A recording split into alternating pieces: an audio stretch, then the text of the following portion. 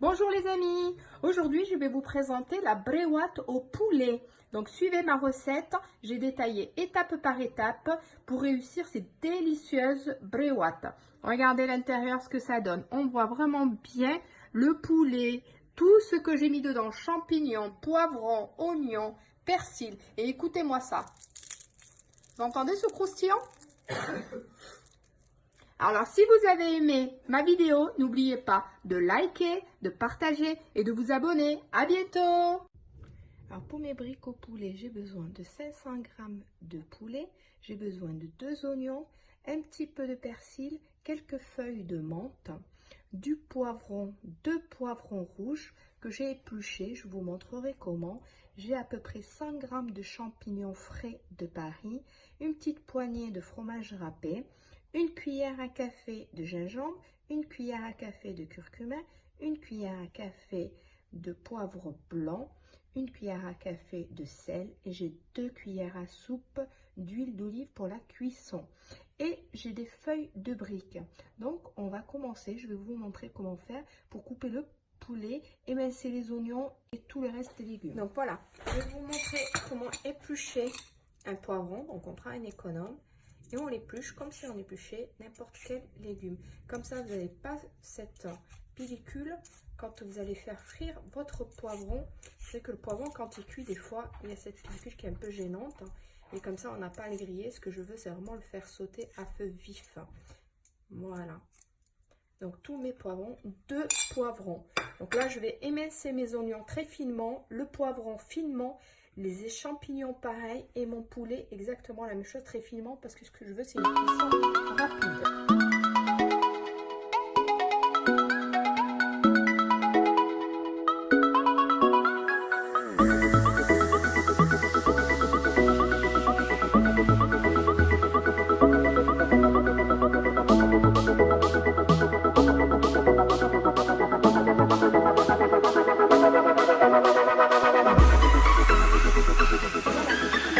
Sont prêts, tout est émincé, le poulet est coupé, je vais commencer ma cuisson. Et voilà, une fois que ma poêle est bien chaude, je mets la moitié de mon huile, seulement la moitié. Voilà.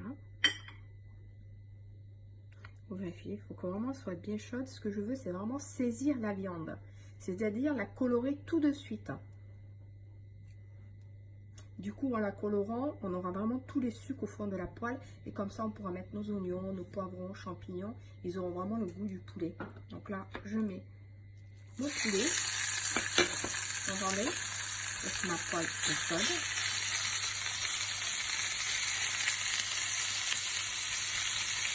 Je ne touche pas beaucoup parce que ce que je veux, c'est une coloration. Donc, plus je vais toucher, plus ma poêle va refroidir. Donc là, je ne touche pas du tout. Je vais juste apporter la moitié de mon sel. Le reste, je vais le garder pour les légumes. Allez, on voit déjà que ça change. Donc pareil, avec la moitié de mon poivre.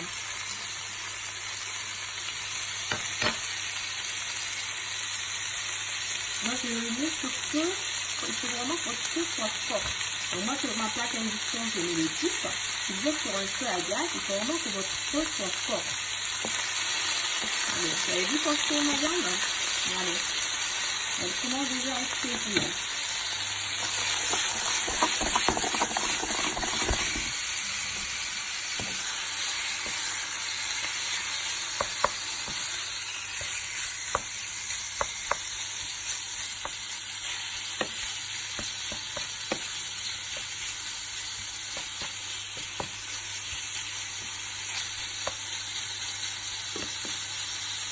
En plus, le fait de cuisiner votre viande, mais voilà, bon là vous êtes avec moi, mais ça sent super bon la coloration de notre poulet. Que si vous faites ça à feu vif, vous n'allez pas cuisiner la même chose, vous allez avoir, on va dire, ça va craquer de l'eau, ça va, il va pas la même texture. Ça va plus et là, là vous allez vraiment avoir quelque chose de tendre au goût et goûteux.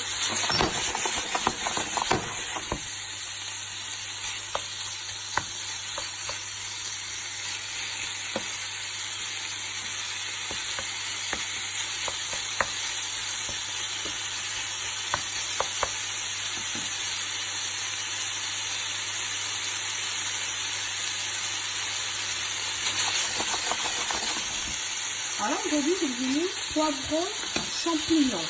Bien sûr, vous pouvez partir sur des olives, vous pouvez partir sur de la courgette, vous pouvez partir sur tous les légumes que vous souhaitez, bien sûr, et apporter juste une petite touche au niveau des épices, au niveau des herbes aromatiques. Pareil, vous pouvez partir sur du basilic, vous pouvez partir sur du thym, vous pouvez partir sur du laurier. Voilà, ça c'est vraiment au gré du jour. Vous pouvez vous faire une farce, on va dire une préparation de base. Et après la préparation de base, à vous de l'améliorer et comme ça vous avez différentes briques.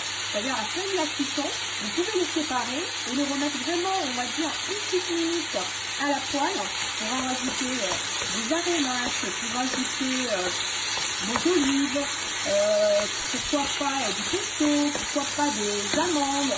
Ou voilà, c'est vraiment de la mozza, mais ça c'est vraiment en fin de cuisson quand vous avez votre mélange qui est complètement fini, et comme ça vous avez fait d'un coup, on va dire là c'était un demi-kilo, donc vous allez en avoir quand même pas mal. Donc vous divisez par exemple par 4 et vous avez vraiment 4 feuilles de briques différentes. N'hésitez pas vraiment à faire des mélanges et vraiment intégrer des légumes, c'est le plus important. Donc moi j'ai fini de colorer ma viande et on se retrouve. Alors vous avez vu la coloration, c'est vraiment bien coloré. Donc là je vais rajouter la moitié de mon curcuma. Là je mélange une dernière fois. Alors à la maison, si vous avez des vinaigres balsamiques ou des vinaigres de fruits, vous savez que vous pouvez les glacer avec, ou du vinaigre au piment d'Espelette, au safran. Vous pouvez déglacer votre viande avec, ça vous donnera une petite goût supplémentaire. Donc là, moi, je débarrasse mon poulet parce qu'il est prêt. Hein, j'ai débarrassé. Là, je récupère ma poêle. Je mets le restant d'huile. Voilà. Et là, je mets seulement maintenant mes oignons. Voilà. Ce que je veux, c'est que mes oignons aussi aient de la coloration pour qu'ils aient plus de goût.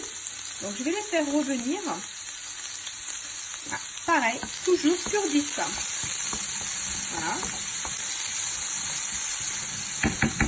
Là, je peux mettre mon sel, le restant de sel.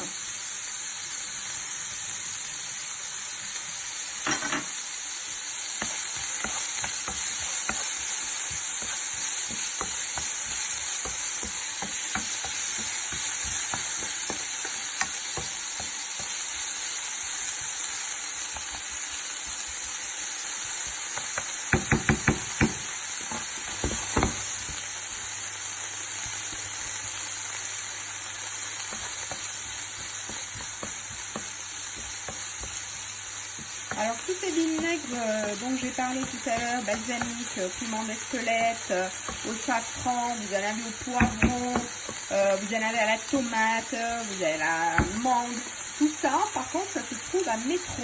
Donc je ne sais pas si vous avez l'avantage d'y aller, sinon de regarder dans les épiceries asiatiques, je pense qu'on peut en trouver aussi. Donc là je vais finir de colorer mon oignon et on se retrouve juste après. On a obtenu une belle coloration. Là on met nos poivrons. Et ce que je veux, c'est vraiment les faire colorer aussi. Vraiment comme si on faisait frire. Et les saisir.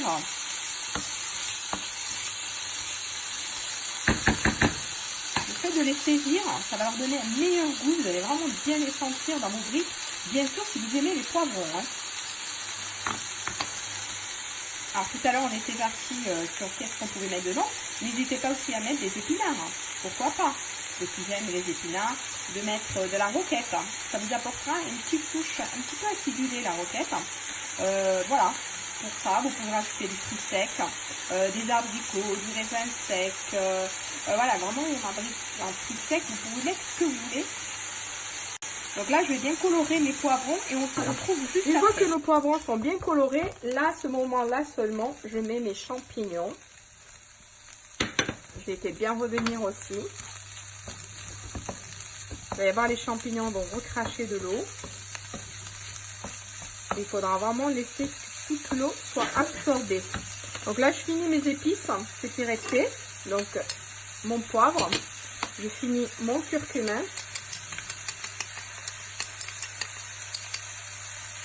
Mon gingembre.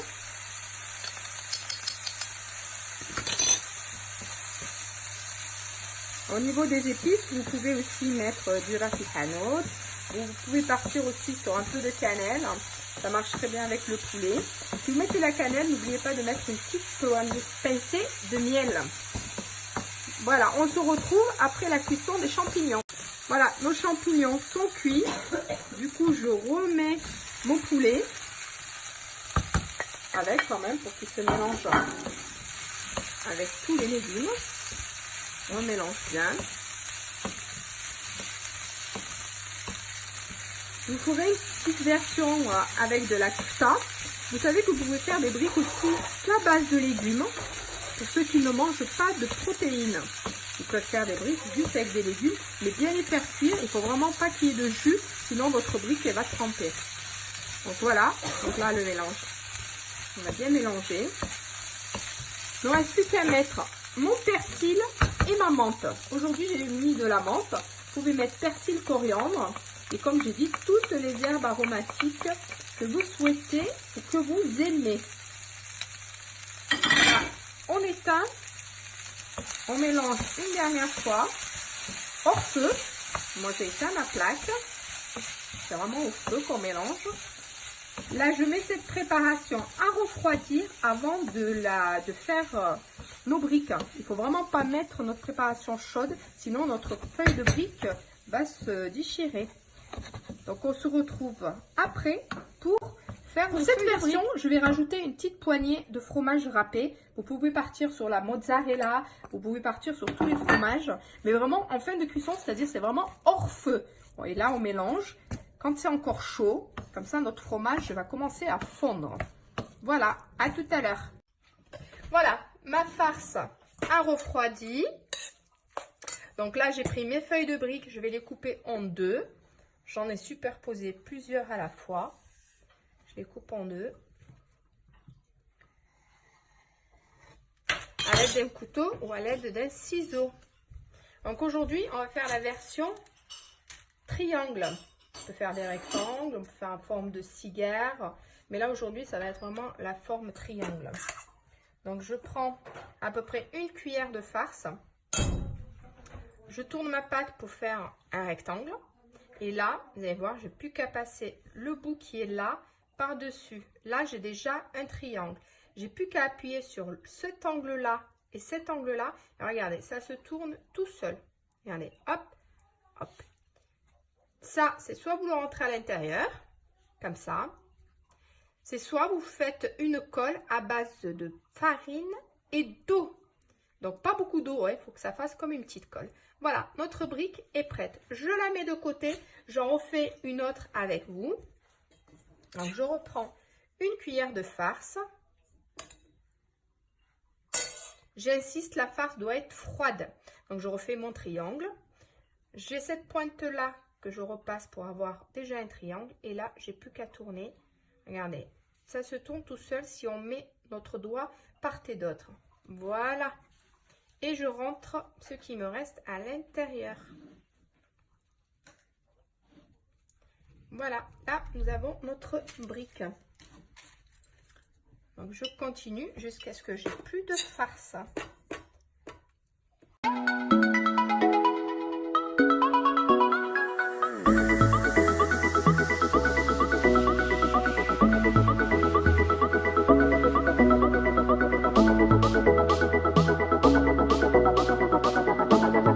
Sont prêtes à cuire. Voilà, la petite astuce pour le ramadan, c'est de les congeler, on va dire, si vous travaillez, que vous n'avez pas le temps de les faire tous les jours. Vous pouvez les faire le jour de repos, vous les préparez, vous les pliez, vous les mettez comme ça sur du papier cuisson. Vous voyez, je ne les ai pas collés, il faut vraiment qu'ils soient séparés. Vous les mettez au congèle. Une fois congelés, vous pouvez les enlever, les mettre dans les sacs de congélation et les sortir vraiment au fur et à mesure, la quantité que vous souhaitez. Vous le sortez le matin et le soir, vous n'avez plus qu'à les faire frire. Donc là, on va passer à la cuisson. Voilà, j'ai mis de l'huile. Regardez, mon huile est chaude. Donc là, je fais cuire mes feuilles de briques. La coloration est très rapide vu que la feuille est très fine. Alors moi, j'ai préparé une passoire comme ça. Comme ça, je retire dedans mes feuilles de briques. Et comme ça, vraiment, l'excédent d'huile va aller au fond de l'assiette et vous ne l'aurez pas dans l'estomac. Voilà. Dès qu'on voit qu'il y a une petite coloration comme ça, on pourra commencer à les tourner. Alors sur ma plaque, j'ai mis, regardez, j'ai mis sur 10. Donc comme d'habitude, je ne sais pas ce que vous avez. Mais il ne faut pas que ce soit quand même un peu trop vif. Hein. On ne veut pas les brûler, on veut juste leur donner une belle coloration dorée.